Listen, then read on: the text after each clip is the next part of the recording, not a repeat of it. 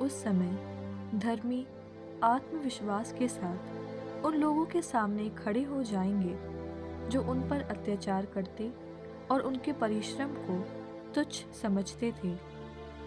दुष्ट उसे देख आतंकित होकर कांपने लगेंगे और वे उसके अप्रत्याशित कल्याण पर आश्चर्यचकित होंगे।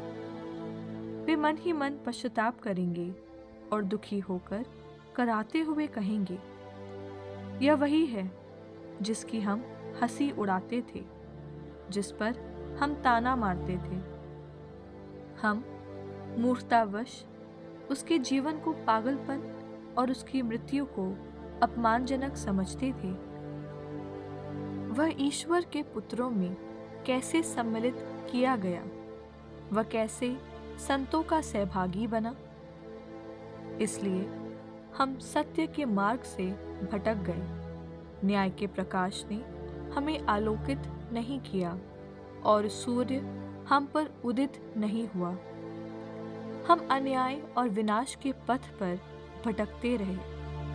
हमने मार्गहीन मरुभूमियों को पार किया, किंतु हमें प्रभु के मार्ग का पता नहीं था।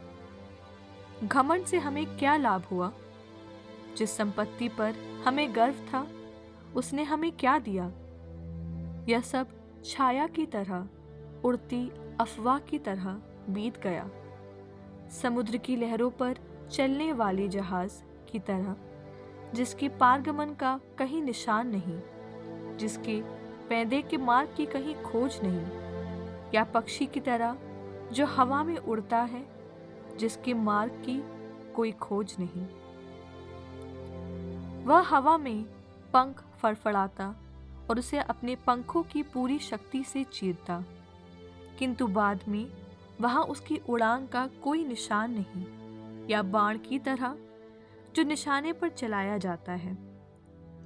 हवा उससे चिर जाती, किंतु वह तुरंत जुड़ जाती है, जिससे उसके मार्ग का कोई पता नहीं चलता।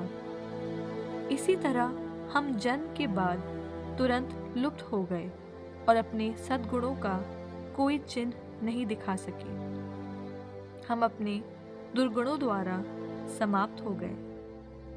सच, दुष्ट की आशा भूसी जैसी है जो पवन द्वारा उड़ाई जाती है, हल्की फेन जैसी है जो आंधी द्वारा चितराया जाता है, धुएं जैसी है जिसे पवन उड़ा ले जाता है, एक दिन के मेहमान जैसी है जिसे कोई याद नहीं करता।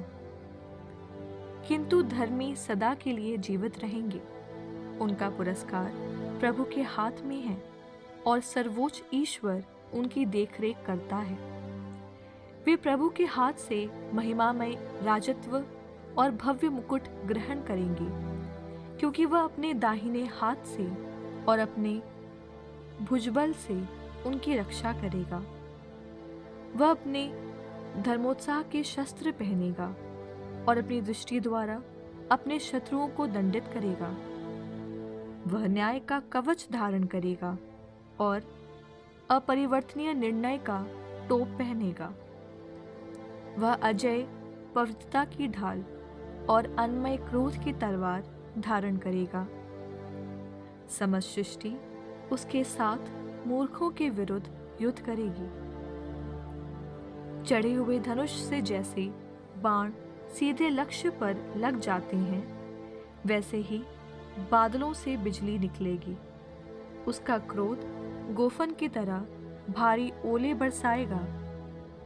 समुद्र की लहरें उन पर आक्रमण करेंगी और नदियों की बाढ़ उनको ढक देगी।